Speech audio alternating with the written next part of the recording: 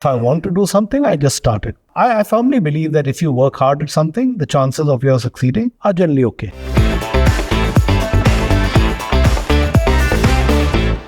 Welcome to another episode of YanaTV. Today, our guest is Mukul Deva, who is a man of many talents. He is a recognized best-selling author, strategy and leadership facilitator, a former army officer, and a man who does multiple things, especially in his career over the course of several decades, and became really successful at all of them. And of course, I would like to know, how do you do all of that?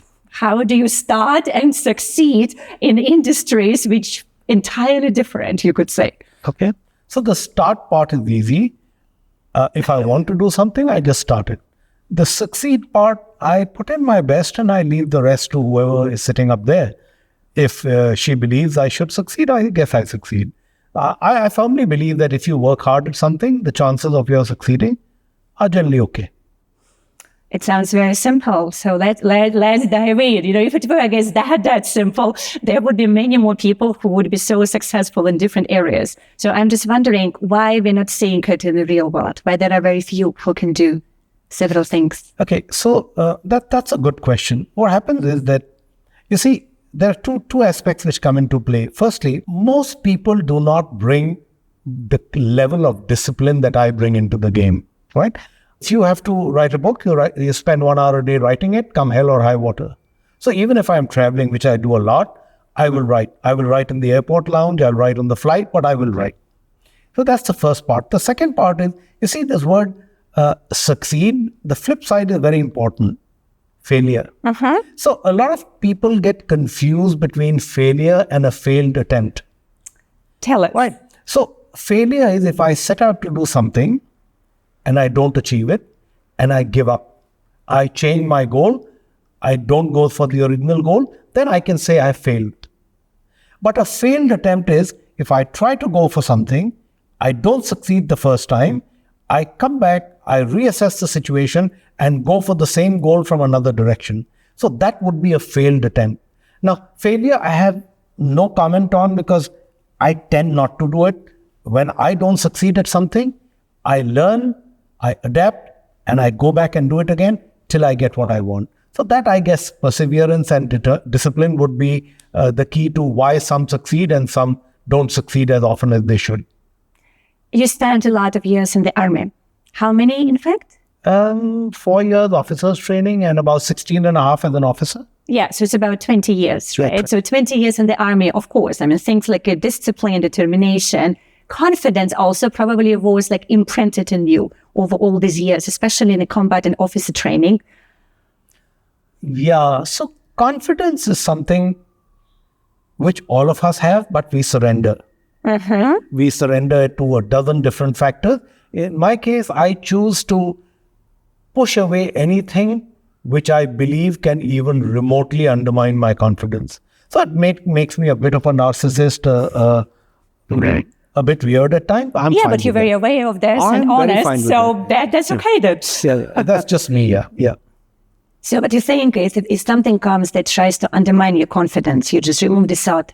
Yep, negative people, negative thoughts, negative conversations, I literally walk away from them. Which would then also require a lot of discipline when you are dealing with people. And some people could say that you're just not very sentimental about humans, connections. Okay, I wouldn't go so far. I would say I have reasonably low levels of empathy. And there are two reasons for that. One is that it's part of my conditioning. In combat, you cannot have too much of empathy. It's not good for you. You don't survive, but as a single parent, it is required. So I bring it into the game where required. In my profession, I tend to shut it down because I do not work with people. I work with potential. So I would rather work on what they are capable of than what they've already achieved. Now, that requires me to be a little colder at times, and I'm fine with that. Yeah. Yeah, but you then help them to realize their high potential, which is all what counts. You just mentioned about parenting, right? You have 2 children. Yes, absolutely. Are you the same with them in terms of being efficient and a bit more liked? How is the parenting style? That's an interesting question. especially when you're a single parent. And they are girls, right? They are girls and they are very well, I must say, they have turned out very well despite my parenting. So the point here is that when you're a single parent, you have to really balance between being good and being effective. And both are required. You can't just be a good parent because then you have to literally accept everything they tell you, which may not be good for them, especially when they're young. Now, if I was to look back at myself clinically, I would say I was more effective than good, but I guess I was adequately good.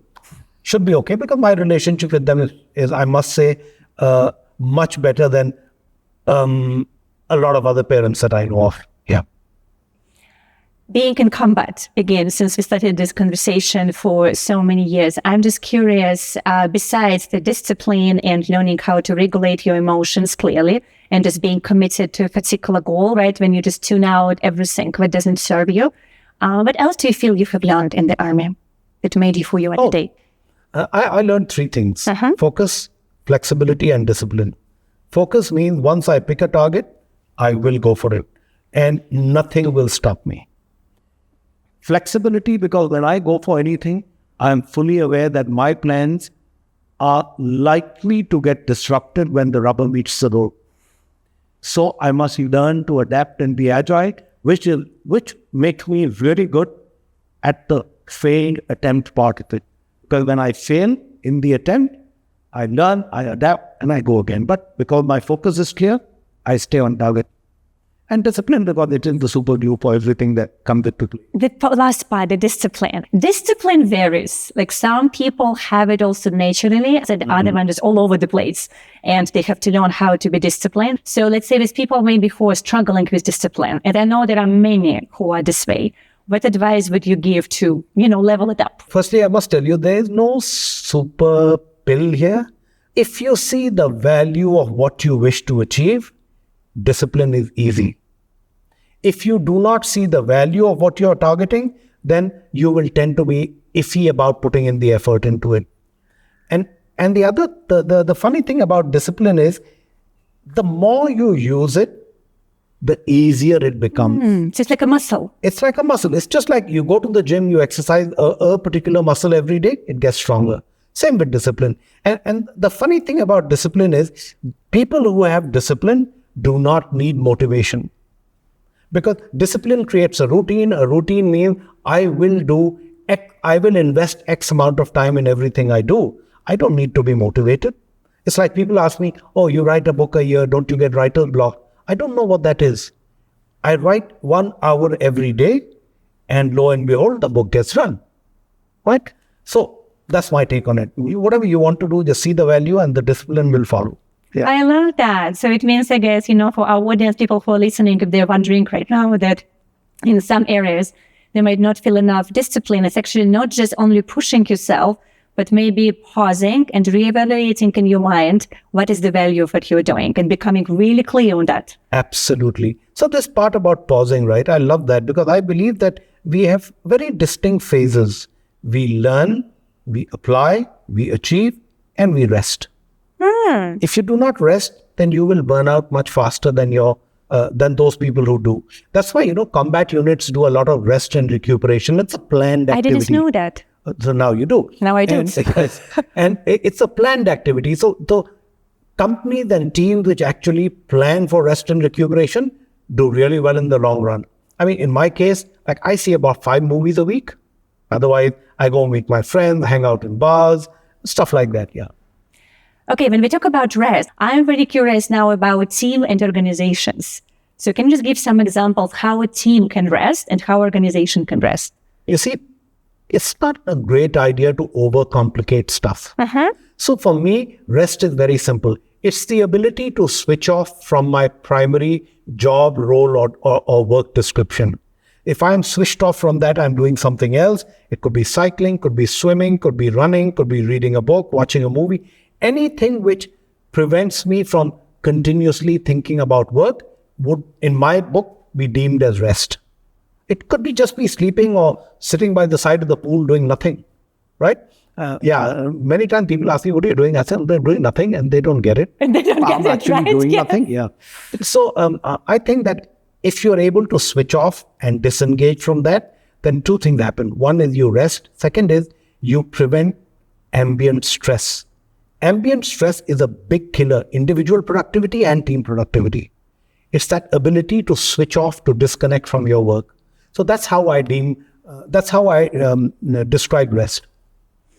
I know that among your clients, you work with, let me say, high-profile people who are achieving both in business and government and, NGOs also. And it's probably is it 50-50 men, women, you would say, who are coming? I would say that we work a lot more with women leaders because one of our company's mandates is DEI, right? So because of that, we deliberately choose to work with a lot more women leaders. It's more satisfying. I'm interested here. So when people usually talk about women or, connecting with women or working with women, it's a lot about, you have to find them emotionally. You need to be very empathetic. You have to meet them exactly where they are.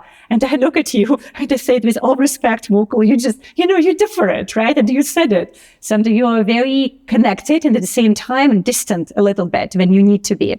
And so I'm just curious here, especially when you work with so many women and they love working with you because they keep renewing contracts and they're achieving when they want to achieve. It's a little bit counterintuitive when people look, from the side. And I'm just wondering here, why is it actually working so well? Okay, I think they like working with me because of my pretty face. Right. But other than that, you see, this point about being connected enough, there's a difference between sympathy and empathy. Sympathy is not very useful and it's in some ways demeaning. So I demonstrate the right level of empathy, which helps them to understand that, look, whether I understand you or not, I'm not judging you. I don't need to agree with you. I don't need to put myself in your shoes because that reduces my ability to influence change in a positive way, right? So I connect with people enough. I demonstrate enough empathy for them to feel comfortable. But I still stick to my primary role, which in my head is to work on the potential of the person I'm working with. I guess which is why they get along. I also work a lot with generations X, Y, and Z. Yes. And how is it working with them actually? Well, you should ask them. I enjoy it. Okay? I thoroughly enjoy it. Yeah. Which is why I guess they keep calling me back, right? Yeah, it's interesting. It just, for me, it is a good observation, just different qualities that people have when it comes, to efficiency, which probably also comes from your army training. And then everything what you developed after this, a personality which is very integrated in the society, but sovereign. So I would not attribute that to my army training. I would attribute that actually to my being an author, writing books. You see, because when I write books, I literally sit in the middle. I have no sense of judgment or morality. So I listen to a story or I describe a character or I'm interviewing a serial killer. I'm not judging them. I'm literally just listening to the story. I guess it kind of seeped into my personality because I literally am unable to judge anyone basis their color, gender, what generation they belong to. I meet people wherever they are. I do not seek to either understand them or agree with them. I just refuse to judge them.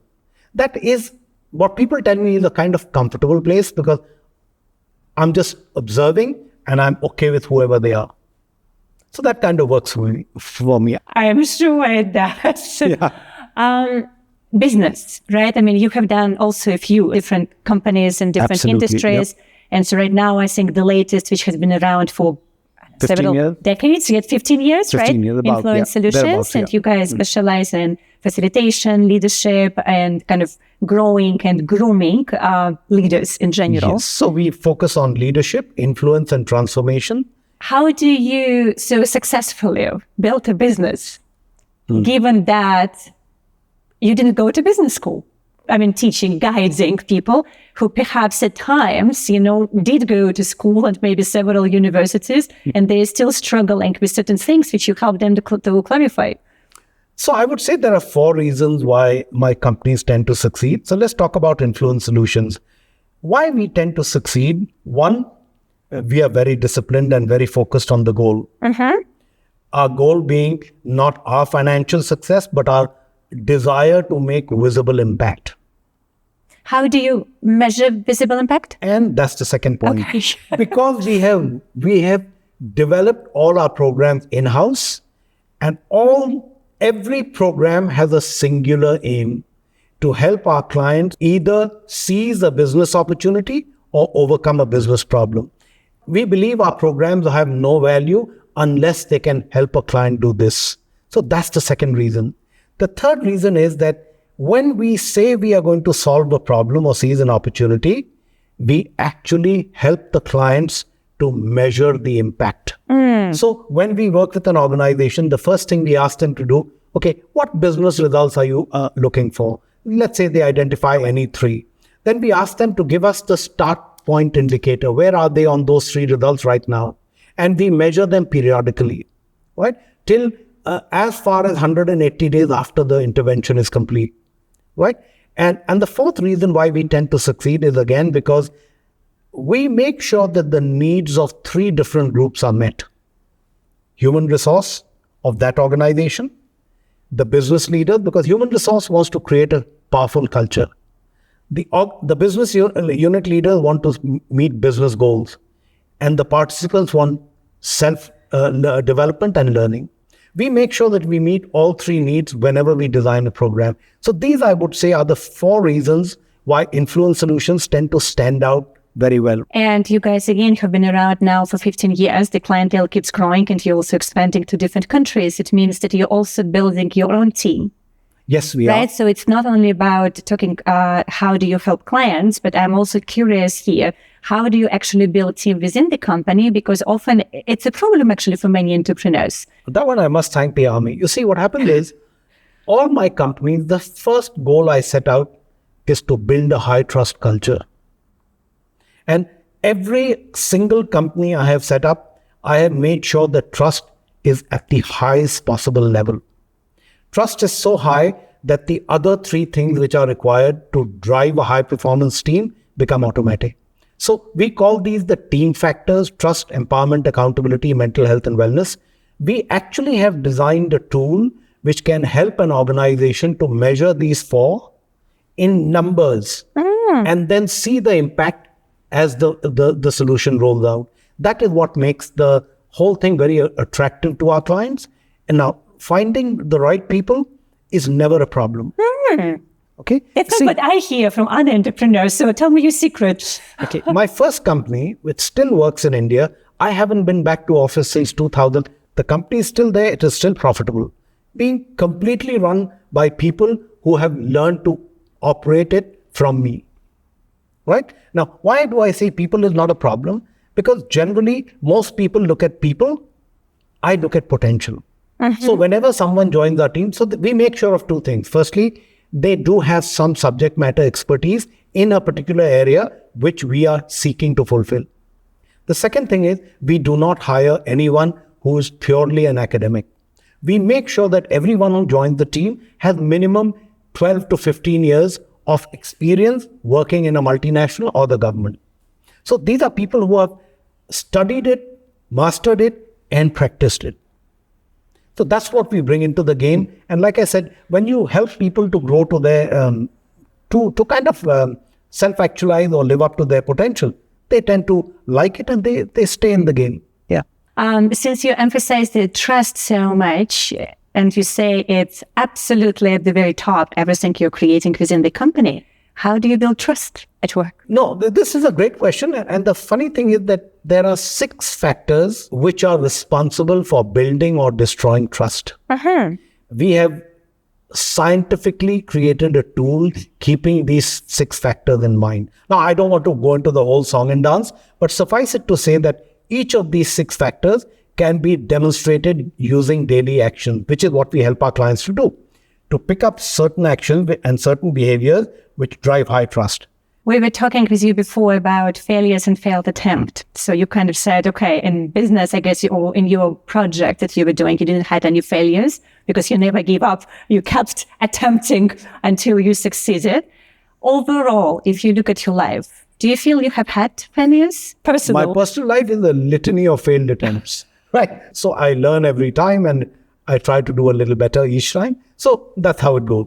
In my professional life, I would say that we have minimized failed attempts to quite an extent because the team holds each other accountable very strongly. And you're a little more careful when someone else has invested their trust in you. So you tend to be a little more careful. When it's my own life and I'm the only one taking on the repercussions of it, I'm a little less, I let A bit more this reckless. rule rather than this rule. So it works, yeah. Yeah. Also your children, right? Since we spoke about your two daughters, and I'm just curious here, are you as a parent, so if you do like a reverse mentoring, not you mentoring them, but them mentoring you, so what was the biggest thing you feel you learned from your children? What's the biggest thing I learned from them? So actually, I learned that I have no idea what parenting is all about. So when I became a single parent, they were like 4 and 8. And I kind of already knew that this is a really tough deal. So I actually sat down with them and we decided that we would figure out this parenting thing together. So I did rely on them for certain inputs. And I think the end result is pretty good because both of them are very caring, responsible individuals, a lot more than I am. And I must say successful in their careers too. Yeah. Beautiful. If you will look at the younger version of yourself, maybe, let's say you in your 20s, and if I would ask you to give an advice and mentorship tip to your younger self, what would you say? Yana, I would say that we should never ask a narcissist this question because That's why I did. So please. which is why, on a more serious note, I would say that, I'm glad I do not have one regret. And that is, I do not regret not having tried whatever I wanted to. If an idea fell into my mind, I didn't care whether it was workable, not workable. So like when I first wrote a book, right? And my formal education ended pretty early, right? And when I joined as an officer cadet, I was 16 and a half years old. I just finished the 10th grade, I think, yeah. So when I decided to write a book, in fact, I remember when I wrote my third book and my school had a event and, for the launch of the book. And my English teacher, who was then the principal, he came to me and he said, Deva, when did you bloody well learn how to write? And I said, well, I didn't learn to read, but I learned to write. So I firmly believe that for me, it's just been that one thing. I will just go out and try whatever I wish to try. And that left me with no regrets. I have made terrible decisions in my life, but I'm glad I tried those things out. And maybe the final question for today. So going forward, let's say for the next, maybe let's look at 5 to 10 years, what you actually would like to create in your life? Just continue the way I am. I'm in a really great place. I enjoy what I do. It keeps me on the move. And I'm a big fan of Mr. Lee Kuan Yew. I always believe that I will work right till the day I drop dead. And that would be my ultimate life goal, to be working the day I drop dead. I won't be very happy then. Thank you so much for joining us today, Mukul. That was a great conversation. Thank you, Yana. Always a pleasure. And that was Mukul Deva on YanaTV. And as you can see, we really touched upon various subjects of a person who is a polymath pretty much and very successful at all of those different activities. And we would love to hear from you, dear audience, in the comments. What is happening in your life right now? What are you doing? What are your activities, particularly in the 2024? I always love reading and engaging with you. And of course, we are very happy that Muse Studio is hosting YanaTV. And for those who want to support us even more, please subscribe to the YouTube channel, share this episode with friends, and I'm going to be seeing you next time.